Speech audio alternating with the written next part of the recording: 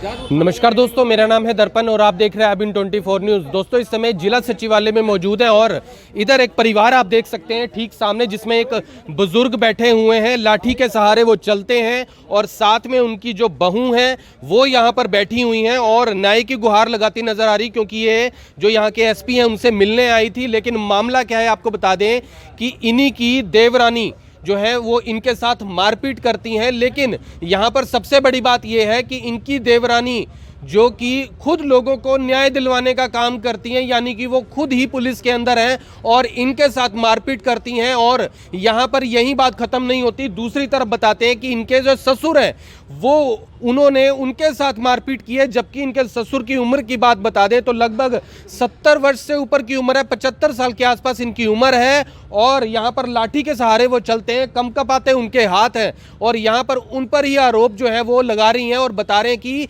मियाँ बीवी का झगड़ा है, काफ़ी समय से चल रहा था और उसके बाद इन्होंने उन्हें बेदखल भी किया। लेकिन पूरी बात इनसे जानते हैं, पूरा मामला क्या है। अंकल, क्या नाम है आपका? गुलाब सिंह। कौन से गांव में रहते हैं? गांव चोर कारसा, डिस्ट्रिक्ट करनाल। ये असंध के पास पड़ता है? असंध। ये पूरा क्या मामला है? ये आपके ऊपर आपकी बहू जो आरोप लगा रही है मेरे साथ मारपीट की है, क्या मसला क्या है? ये मसला है जी, वो कर रखी बेदखल मेरे को। अच्छा। लड़का भी वो भी। हाँ। और मेरा मकान है, मकान के अंदर काम करा रहे थे। हाँ। और मैं मजदूरों को रोक रहा था। जी जी। तो गली में खड़ा था, उसके तो दूर था, वह जटाई आया कर मेरे को मतलब धक्का मुक्की करी। अच्छा। हाँ जी।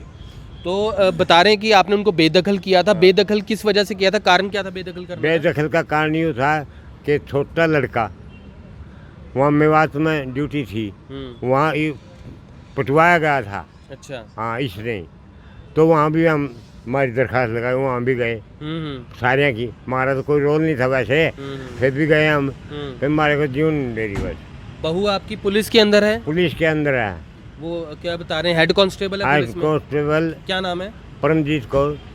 तो यहाँ पर जो है बात करने की कोशिश करेंगे। आपका क्या नाम है? Paramjit Kaur, wife of Shri Rajesh Kumar. हाँ, और जिन्होंने मारपीट की है आपके साथ? वो उसका नाम भी परमजीत कौर है, वाइफ ऑफ श्री राजवीर कुमार की। तो क्या पूरा मसला है जिस वजह से आपके साथ मारपीट हुई है, एक बार दोबारा बताएंगे?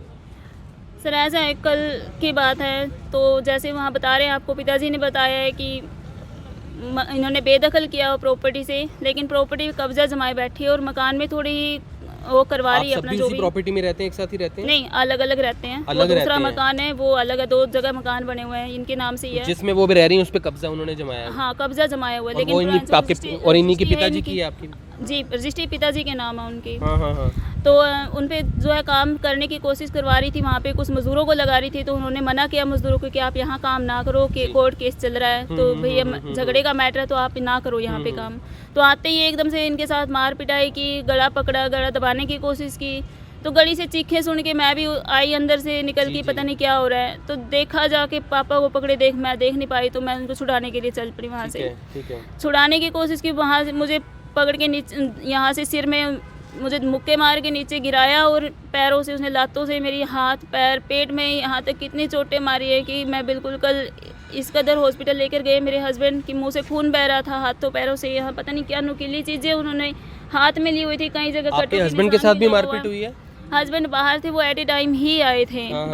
मेरे बच्चे ने फ़ोन कर दिया कि पापा घर पे झगड़ा हुआ है और जल्दी आ जाओ। तो देखा कि मैं बुरी हालत में पड़ी हुई थी, उठा के मुझे जैसे कैसे वो हॉस्पिटल लेके चले गए असन। वहाँ से मुझे यहाँ मेडिकल कॉलेज में यहाँ रेफ़र कर दिया गया, सिविल हॉस्पिटल में नहीं, यहाँ सिविल हॉस्पिटल में किया गया। पहले सिविल हॉस्पिटल से मुझे मेडिकल कॉलेज कल्पना चावला में यहाँ पे रेफ़र कर दिया गया, जहाँ ट्रीटमेंट चल रहा है मेरा। तो लेकिन हम तो ये कह रहे कि पुलिस प्रशासन हमारी कहीं तक कोई सुनवाई नहीं कर रही है। हम इतनी जगह एप्लीकेशन लगा चुके हैं, एसपी सर के यहाँ लगाई, वहाँ से मार्क उन्होंने एसएचओ सर को असंध में कर दिया, लेकिन इन्वेस्टिगेशन के बाद कोई रिजल्ट नहीं आज तक। प्रॉपर्टी का विवाद जो है काफी समय से चल रहा है ये वाला। जी जी जी। तो कोर्ट में भी चल रहा है? कोर्ट में भी चल रहा है, डीसी कोर्ट में चला हुआ है। तो उसके बावजूद वो उस पे कोई काम करवा रही है उसी प्रॉपर्टी के ऊपर? तो उस पे क्या कोई कमरा बनवा रही है, क्या कर रही है? ये पेंट वगैरह का, जो पीओपी वगैरह का काम करवा रही हैं। तो मजदूरों को उन्होंने मना किया था कि इसमें आप छेड़खानी कुछ भी ना करो। तो बस इसी पे झगड़ा हुआ है कल। हम उससे पहले भी 5-6 महीने से मेरे घर में लोक लगा के बैठी हुई है। मेरा अनाज वगैरह, बिस्तर वगैरह सब सब कुछ मेरा अंदर पड़ा हुआ है लोग के। तो उसके चलते हमने एसपी सर को भी यहाँ पे एप्लीकेशन दी थी। तो वहाँ पे इन्वेस्टिगेशन में, जो संत मैं बता रही हूँ आपको, इन्वेस्टिगेशन में आज तक कुछ नहीं हुआ है। तो उसके बाद हमने आईजी मैम ममता सिंह को भी दरखास्त दी है, लेकिन वहाँ से भी कुछ नहीं हो पाया आज तक, ना कोई इन्वेस्टिगेशन, ना कोई रिजल्ट, ना आपने जो कुछ। आईजी हैं उनसे भी मिल लिए? हाँ जी, एसपी साहब से भी पहले भी मिले थे? एसपी साहब से? हाँ जी, मिल चुके पहले भी। और उसके बाद हमने गृह मंत्री अनिल विज के यहाँ भी किए, उन्होंने मार्क कर दिया। आगे डीएसपी सर जो है संतवाड़ी के पास आई हैं, एक बार उन्होंने मुझे बुलाया था कि हमारे पास एप्लीकेशन आई है, बट दोबारा से कोई इन्वेस्टिगेशन नहीं आप हुई जहाँ है। मिल के आते हो वो मार्क वहीं पे उसी थाने में ही कर देते हैं जहाँ आपको जो है न्याय नहीं मिल रहा है? जी, न्याय हमें कहीं नहीं मिल रहा है सर। जहाँ भी चल रही पुलिस प्रशासन की चल रही है, वो बोलते हैं कि बात मिलती है हमें तो कि पुलिस में डिपार्टमेंट की बात, हम डिपार्टमेंट का कुछ नहीं कर सकते इसमें आपका। तो क्या आम इंसान, मैं पूछना चाह रही हूँ आज प्रशासन से, पुलिस प्रशासन से, आम इंसान मरने के लिए छोड़ रखा गया। पुलिस प्रशासन कोई हेल्प नहीं करेगी तो कौन करेगा इनकी, आम इंसान की? आपने मेडिकल भी करवाया था अपना जब आपके साथ मारपीट हुई थी? जी हाँ, मैं मेडिकल भी करवाया है। कहाँ चोट आई थी आपको? जी, मुझे यहाँ सारे यहाँ जो मुक्के से मारा हुआ है, गुमचोट मारी हुई है। गुमचोटें आई जी हैं? हाँ, पेट में मुझे काफ़ी मसल्स प्रॉब्लम आई हुई हैं, जिसे कल चलते हुए स्वेलिंग आई हुई है पूरे पेट पे। और यहाँ जो हाथों पैरों में उसने ये खरोंचे मारी हुई है, पूरे हाथों में भी है, पैरों में भी है, खरोंचे मारी हुई है। पता नहीं क्या नुकीली चीज़ लिए हुए थे अपने साथ में। जी। और बता रहे हैं कि आपके जो ससुर हैं उनके ऊपर जो है आरोप लगाया कि उन्होंने उनके साथ मारपीट करी। जी हाँ, मारपीट उनके ऊपर भी दोष लगा रही है। मेरे हस्बैंड के ऊपर भी जो रेप केस का मामला दर्ज करवाया हुआ है उसने, और मेरे बच्चे को भी मारने की कोशिश कर चुकी है वो। तो क्या जब आप बाहर आए तो आपके जो पिताजी हैं, आप ससुर हैं, उनके ऊपर जो है हाथ हाँ उठा रही जी, थी? हाथ उठाए हुए थे, गले से ऐसे पकड़ा हुआ था, बैक साइड से गले उसने। से पकड़ा जी। हुआ था।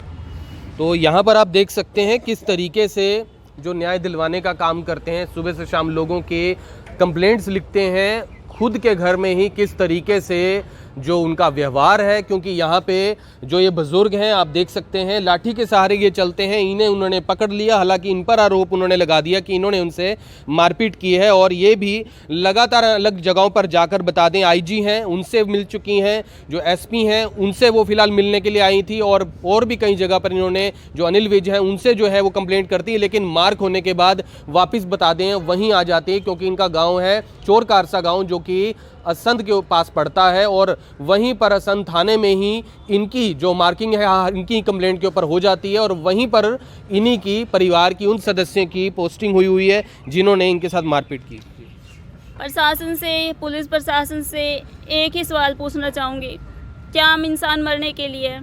अगर ऐसा है तो आज हम ये कह रहे हैं कि अगर हमें इंसाफ नहीं मिलता है तो मैं अपने परिवार के साथ खुदकुशी करने के लिए मजबूर हूँ, और इसका पूरा दोष प्रशासन और पुलिस प्रशासन पर होगा। ये मैं साफ क्लियर बोल रही हूँ। अगर मेरे परिवार को उसके चलते उसकी वजह से चोट आती है या फिर मुझे इंसाफ नहीं मिलता है, तो इसका सारा जिम्मेदार जो पुलिस प्रशासन के ऊपर और प्रशासन के ऊपर होगा। क्या कार्रवाई चाहती हैं? जैसे कि आपकी जो देवरानी है उन्होंने आपके ऊपर जो है इस तरीके से हमला किया है, आप क्या कार्रवाई चाहती हैं उन पर? क्या सही तरीके से इन्वेस्टिगेशन और न्याय, यही चाहती हूँ बस। अगर सही तरीके से इन्वेस्टिगेशन होती हो तो न्याय अपने आप मिलेगा। उनके खिलाफ आपने दरख्वास्त दी है, कहीं पर कोई कार्रवाई नहीं हुई, लेकिन आप क्या चाहते हैं कि उनके खिलाफ मामला दर्ज करवाना चाहती हैं? फिलहाल क्या आप किस तरीके से? फिलहाल मैं एसपी सर से मिलना चाहती हूँ, वो देखते हैं आगे क्या करते हैं। तो यहाँ पर जो आपको बता दें कि अपने न्याय मांगने के लिए पहुंची हैं, एसपी साहब से मिलने पहुंची हैं। हालांकि उनकी मुलाकात अभी होनी बाकी है, देखते हैं कि क्या उन्हें आश्वासन मिलता है। लेकिन यहाँ पर जो है पारिवारिक मसला तो ज़रूर है, लेकिन यहाँ पर ये ज़रूर है कि जिस तरीके से हम आम लोग घरों में लड़ पड़ते हैं, तो ऐसे में हम उस जगह पर पहुंचते हैं। लेकिन यहाँ पर बता दें, जब पुलिस प्रशासन पर ये आरोप लग जाते हैं तो उस मामले में क्या कहा जा सकता है? क्योंकि यहाँ पर ना तो पुलिस कुछ कर रही है, क्योंकि जिन्होंने मारपीट की है इनके साथ, जिनके खिलाफ ये आवाज़ उठा रही हैं, उन पर कोई भी कार्रवाई ना तो पुलिस करने को तैयार है और ना ही कोई भी उनके ऊपर हाथ डालने को तैयार है। जिस तरीके से उन्होंने ये भी कहा कि उनकी जो परिवार में उनकी जो बहू है, इनकी जो देवरानी है, वो कहती है कि उनके ऊपर कोई भी एक्शन नहीं हो सकता है। तो आपसे प्लीज़ इस वीडियो को ज़्यादा से ज़्यादा शेयर ज़रूर करें, और फिलहाल उम्मीद करते हैं कि इन्हें न्याय ज़रूर मिलेगा। ये जो बुजुर्ग बैठे हैं इन्हें न्याय ज़रूर मिलेगा। हालांकि परिवार का मसला है, पारिवारिक मसला है, पिछले काफ़ी समय से प्रॉपर्टी का विवाद है, और अपनी उसी बहू को और बेटे को काफ़ी समय से इन्होंने जो बेदखल है वो कर रखा है, लेकिन अभी तक जो है इन्हीं का एक और मकान उसके ऊपर उन्होंने कब्जा जमा के रखा हुआ है। हालांकि उसका मामला जो है अभी कोर्ट में चल रहा है। तो आपसे प्लीज़ इस वीडियो को ज़्यादा शेयर जरूर करें। फिर से जुड़ेंगे अभी 24 के ऊपर, तब तक के लिए जय हिंद। अब यहाँ तक आ ही गए हैं तो हमारे चैनल को सब्सक्राइब जरूर करें और नीचे दिए गए बेल आइकन को जरूर दबाएं ताकि हर खबर सबसे पहले पहुंचे आप तक।